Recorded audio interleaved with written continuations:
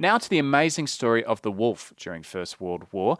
The Wolf was a freighter converted into a warship, bristling with guns, torpedoes, mines, even had its own airplane.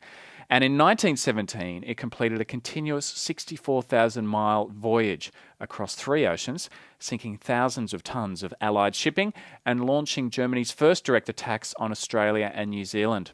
The Wolf also captured over 400 men, women and children during its 15-month voyage, including a 6-year-old girl, the daughter of an Australian woman who became a mascot of sorts to the crew.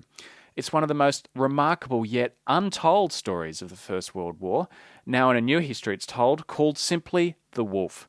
And co-author, Walkley Award-winning journalist Richard Gilliatt joins us now in our studios. Richard, thanks for coming in. Thanks a lot, Steve. Now, it's not a story that I knew about, and it's not a story that you knew about much either when you first got involved in this project, is it? That's right. I had no knowledge of the story until Peter Honan, my co-author, came to me, and he had amassed an amazing archive of material from researching through government archives and tracking down descendants of people who'd been on board the ship. Tell us the idea behind these German raiders. What was their role? Well, in late 1916, when the Wolf was sent by the German Navy out into the oceans, the Germans had basically decided they needed to starve the British into submission. They couldn't win the war on the land. And one way they were going to do that was by cutting off all food supplies. The job of the raiders, like the Wolf, was to try and stop ships coming up from Australia with wheat. And so the Wolf was sent out essentially on a suicide mission. It had 350 men on board. It was disguised to look like a freighter, but its job was to attack merchant shipping and sink as many merchant ships as it could. However, it wasn't allowed to kill any of the crew or passengers on those ships because they were civilians, and so it had to take them prisoner and look after them. And that's why it ended up on this epic voyage around the world with about 800 people crammed onto this ship, 350 Germans and more than 400 prisoners. How much time did the Wolf spend off the coast of Australia? It was off the coast of Australia for a couple of months, roaming around, planting minefields, sinking ships, and generally sort of causing havoc. And then it went up into the South Pacific as well. The thing was, at the time, Australia was virtually defenceless. All our naval warships were in the Atlantic or North Seas. And so we were extremely vulnerable to attack at that time. And there was real secrecy around raiders like the Wolf, weren't there? Like, there was the ships being sunk, but it was being reported that there was instances of sabotage on the Australian wharves for these ships, not that the fact that there was a German raider in our waters. That's right. There was a deliberate campaign of deception by the British and Australian governments because of the fact that they did not want the public to know that Australia was defenceless. Australia had in fact been begging the British to allow it to have some warships to defend its shores for the very reason that they feared that a German raider or submarines might turn up. When it in fact happened and the Wolf did turn up and did start sinking ships, the Australian government, with the assistance of the British government, completely suppressed all information about that. And the Australian government under the Prime Minister, Billy Hughes, spread these completely false stories that these ships were being sabotaged by German immigrants, traitors on the docks and other subversives. Which led to the internment of Germans here in Australia, didn't it? Well, the internment of Germans was going on. There were concentration camps built, and that's what they were in fact called, in the outlying areas of Sydney and in Victoria.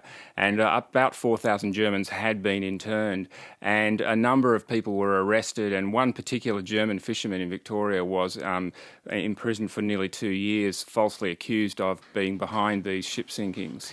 It is 18 minutes past 8 on Radio National Breakfast. We're talking to Richard Gilliatt, co-author of the book The Wolf, which is about one of the German raider ships that were in the Australian waters off the coast of, the east coast especially of Australia during World War I. Richard, tell us the story about the Cameron family, an Australian woman from Newcastle, married an American, and she became a victim of this secrecy around the raiders, didn't she? That's right. Mary Cameron had married an American seaman when she was a teenager, sort of run off to sea with him in a sense, and they lived together in San Francisco for a decade. She wanted to come back to Australia and visit her parents, and so they set sail in 1917 from San Francisco, destined for Sydney on a little sailing ship with their 6-year-old daughter. They got within 1,000 miles of Sydney, and the Wolf suddenly appeared and just captured them and their crew, and they became part of this whole crazy voyage. And of course, the families of the Cameron family became victims of the secrecy too, because nobody knew that these raiders were picking up families, and so they assumed that these people were dead, missing at sea. That's correct. All of the families and relatives of these 450 people captured assumed that their loved ones had been killed, including the relatives of the Cameron family, and that secrecy was maintained until the Wolf actually got back to Germany in early 1918. And then the truth of the story was revealed. And of course, the propaganda at the time in Allied newspapers was that the evil Hun who were dismembering women and raping women and the like, and yet the Cameron family and the daughter Juanita, the 6-year-old, were treated quite well on the boat, weren't they? Yes, there's a complete disjunction between the propaganda of the time, which depicted the Germans as these sort of rapacious monsters, these drooling apes in the newspapers, and the conduct of the German crew on the ship. The German captain assiduously observed all the rules of treating civilian prisoners. He fed them, he looked after them. He was really as humane as he could be in the circumstances. But some of them didn't have great lives in the hulk there, did they? The prisoners of war in very hot conditions, crammed into little cells. Well, the last 2 months, particularly of the voyage, were quite horrendous because they were running out of food, they were running out of fuel. They had to go through the Atlantic in the middle of winter through these vicious storms. People were coming down with scurvy.